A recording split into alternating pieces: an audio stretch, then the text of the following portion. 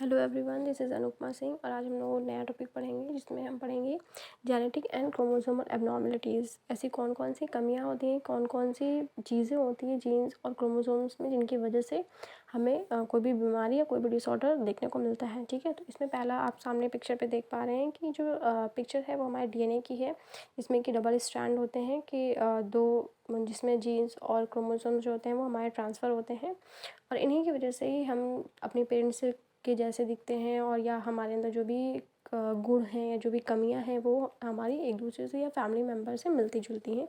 तो वो हमारे जीन्स और क्रोमोसोम्स की वजह से ही होता है। ठीक है, तो जब हम जीन्स की जेनेटिक डिसऑर्डर्स की बात कर रहे हैं तो जेनेटिक डिसऑर्डर एक ऐसी चीज़ है जहाँ पे क्या होता है कि कोई भी इंफॉर्मेशन जो हम करने की कोशिश कर रहे हैं या जो जीन्स जो ट्रांसफ़र हो रहे हैं हमारे एक जनरेशन से दूसरी जनरेशन में, जो चीज़ें ट्रांसफ़र होनी चाहिए वो नहीं ट्रांसफ़र हो पा रही, जिसकी वजह से क्या हो रही है, प्रॉब्लम क्रिएट हो रही है। ठीक है, तो इसमें बहुत सारे डिसऑर्डर्स होते हैं जिसमें कि पहला है जेनेटिक डिसऑर्डर जिसको हम लोग बोलते हैं, वो है सिंगल जीन ट्रांसफ़र होने पे कि सिंगल जीन ट्रांसफ़र होता है जिसकी वजह से प्रॉब्लम्स क्रिएट होती हैं। इसमें डिसऑर्डर्स होते हैं और जिनको हम लोग मोनोजेनेटिक डिसऑर्डर भी कहते हैं। मोनोजेनेटिक डिसऑर्डर्स का मतलब है कि जो चेंजेस या जो म्यूटेशंस ट्रांसफ़र होने चाहिए वो नहीं हो रहे हैं, जिनकी वजह से प्रॉब्लम्स क्या हो रही हैं, क्रिएट हो रही हैं। फिर सिंगल जीन डिसऑर्डर्स में ही हमारे जो अलग अलग टाइप के डिसऑर्डर है वो हमारा ऑटोसोमल डोमिनेंट इनहेरिटेंस है। जैसे कि हमें पता है कि जो क्रोमोसोम्स होते हैं वो पेयर्स में होते हैं और क्रोमोसोम्स जो होते हैं वो जीन्स को थाउजेंड्स ऑफ जीन्स जब मिलते हैं तो वो क्या बनाते हैं, क्रोमोसोम्स बनाते हैं। तो जब वो जीन्स हमें पता है कि मेल जो होता है वो हमारा एक्स वाई होता है क्रोमोसोम का पेयर, और जो हमारा फीमेल होता है वो एक्स एक्स होता है। तो जो एक्स वाई क्रोमोसोम पेयर है और या जो वाई क्रोमोसोम पेयर है, इसमें जब चीज़ें होती हैं तो कहीं ना कहीं जब हम बात कर रहे हैं एक्स एक्स हमारा क्रोमोसोम हो रहा है और हमारा क्या एक्स और वाई क्रोमोसोम हो रहा है। ठीक है, ये हमारा फीमेल के लिए है और ये हमारा किसके लिए है, मेल के लिए है। तो जब एक्स एक्स क्रोमोसोम ट्रांसफ़र होंगे या एक्स वाई क्रोमोसोम ट्रांसफ़र होंगे तो इसमें चांसेस क्या होंगे कि ये एक्स और ये एक्स दोनों मिलेगा और फिर ये एक्स और ये एक्स और वाई मिलेगा, ये एक्स मिलेगा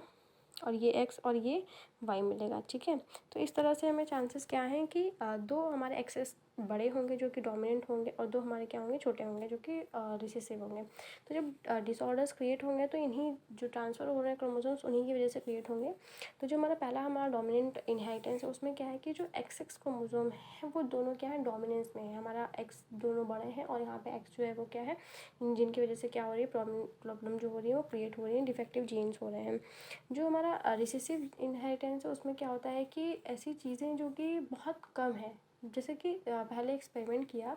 जो हमारे बहुत सारे जो साइकोलॉजिस्ट थे, जो साइंटिस्ट थे, जिसमें कि जॉर्ज मेंडल जो थे जिन्होंने कि लॉ ऑफ इनहेरिटेंस बताया, उन्होंने जब किया था तो उन्होंने डोमिनेंट और रिसेसिव दो टाइप की चीज़ें ली। डोमिनेंट मीन्स कि जो चीज़ें बहुत बड़ी हैं, जो बड़ा चीज़ है, और रिसेसिव मतलब जो कम है, जो छोटी चीज़ है। ठीक है, तो जब कोई भी चीज़ें कम होती है तो वहाँ पर हमारा ऑटोसोमल रिसेसिव इनहेरिटेंस होता है। नेक्स्ट हमारा एक्स लिंक्ड इनहेरिटेंस है जिसमें कि डिफेक्टिव जीन हमें देखने को मिलता है जो हमारा कोई भी क्रोमोसोम्स है उसमें।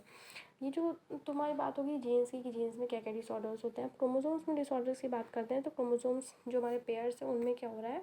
जो पेयर्स ऐसे हमें पता है कि 23 पेयर्स ऑफ क्रोमोसोम्स होते हैं, बट डिसऑर्डर की जब हम बात करें तो 23 पेयर्स ना हो के हमारे 24 पेयर्स भी हो सकते हैं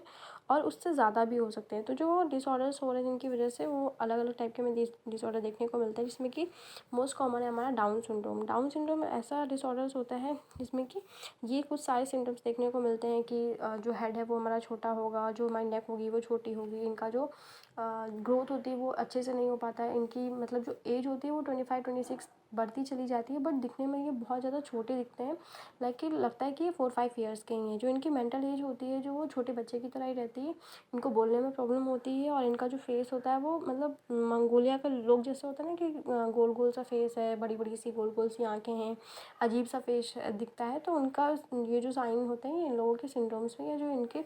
जो बिहेवियर है या जो उनका फिजिकल अपीयरेंस है उसमें ये सारी चीज़ें हमें देखने को मिलती हैं। जब हम बात करें जीन्स और क्रोमोसोम्स की तो एक छोटा सा डिफरेंस इन दोनों में हमें दिखाई देता है, एंड दैट इज़ कि जो क्रोमोसोम्स हैं